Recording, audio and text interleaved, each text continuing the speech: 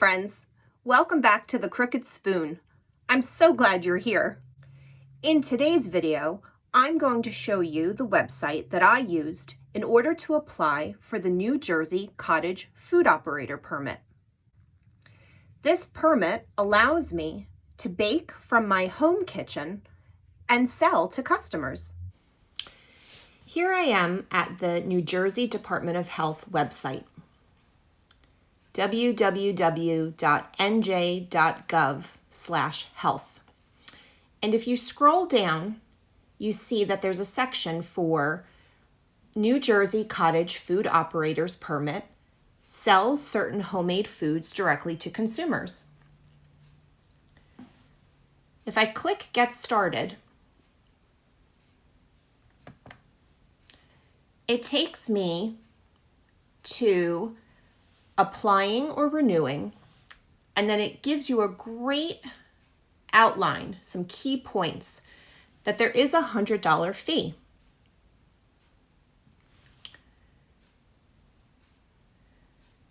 This section talks about the things that you need to do before applying, such as contacting your local zoning board. Each town has their own rules on whether or not you're permitted to run a bakery business out of your home. I find the frequently asked questions on zoning very helpful.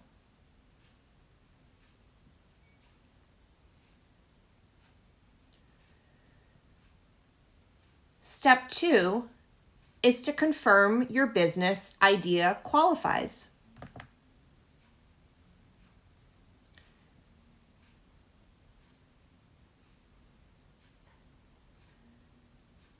Notice how you need to make sure that your items are approved baked goods. I have a whole other video about this, the concept of non-TCS foods.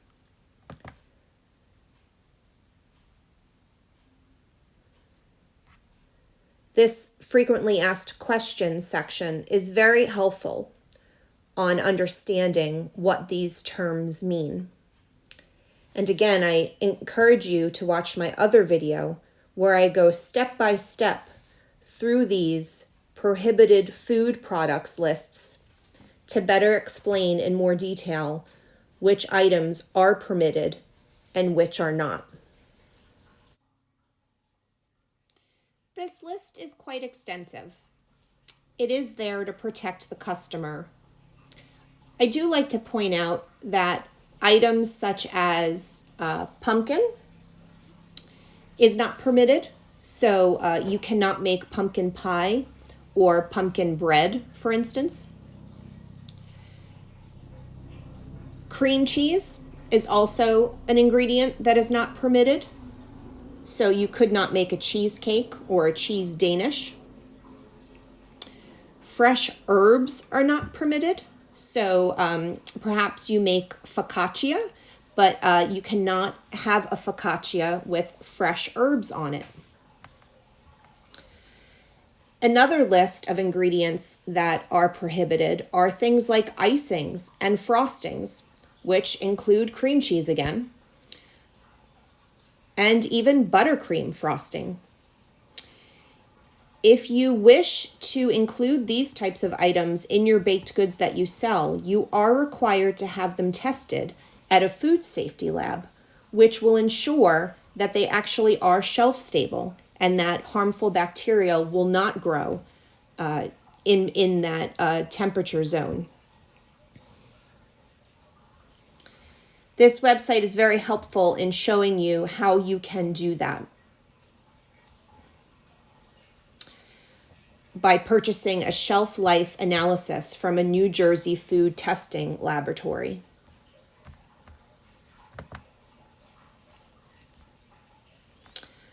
I actually did send one of my ingredients out, a cream cheese frosting, to have it tested. All right, let's back out of here now and get back to our list of things to do before applying.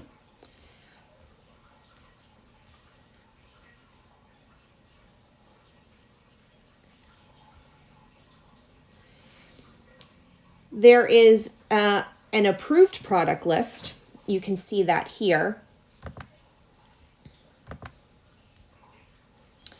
And it is a wide range. There are many things that you can sell from your home kitchen.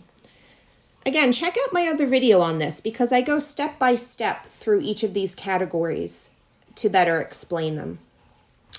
Okay, next up is taking a food manager's certification course. Now, I was lucky in this, that since I am enrolled in a culinary program, this was included as one of my college courses. So I took a 16-week course, got college credit, and at the end I was able to take the exam to be certified under a ServSafe. Here's one option if you're not in a college culinary program.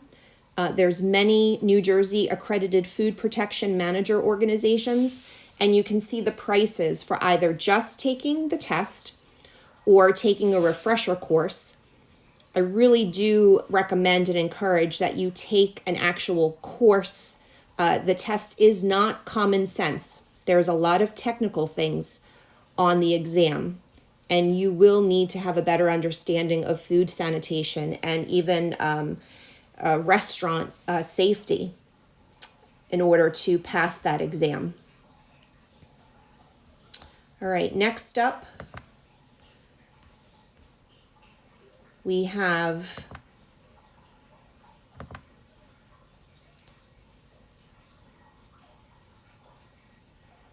proof of your water potability, proof that the water that comes into your kitchen is drinkable, essentially potable. Now, it's much more straightforward if your tap water comes from the city.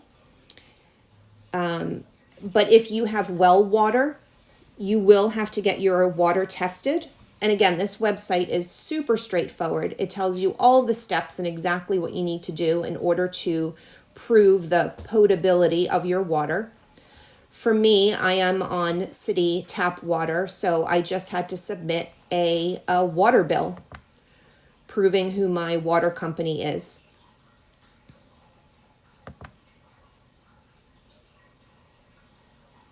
Okay, so once you've sort of gathered all of the things you need before applying, we then dip into the actual application form.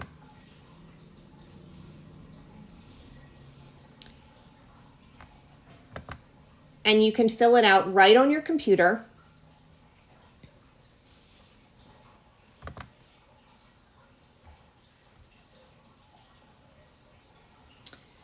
And all of these fields need to be filled in. But I'd like to pop down to section 3 real quick. This is an area where some applicants get a little held up. Now, I only applied with maybe 12 recipes to submit. If you have more than that, I just want to show you how you can actually include more than one item in the same category. So for instance, I've selected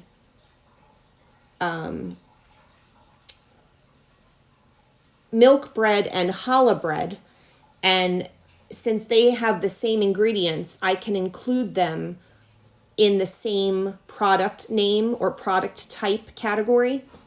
And then I check their major food allergens.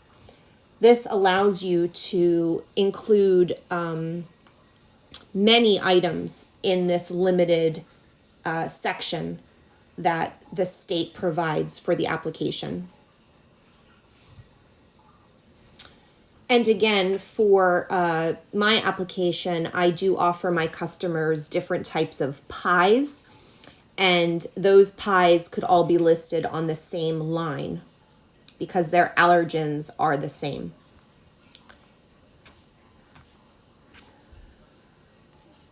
All right, if we jump back out of here, it's very helpful to download the application instructions as well. And I did email the help email a few times. They were very responsive. Next step is the most labor intensive. It's the product questionnaire that you need to complete for each finished product.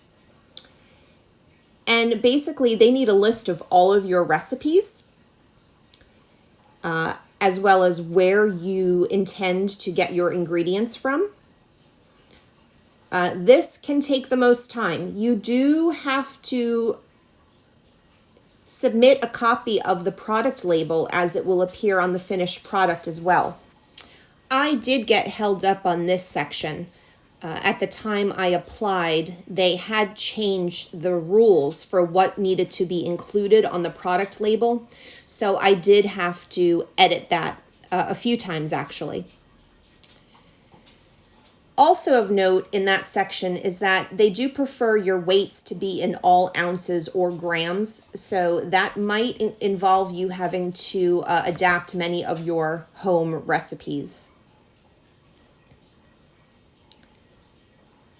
There is an application fee. You can pay it right here online, $100. That will last for 2 years.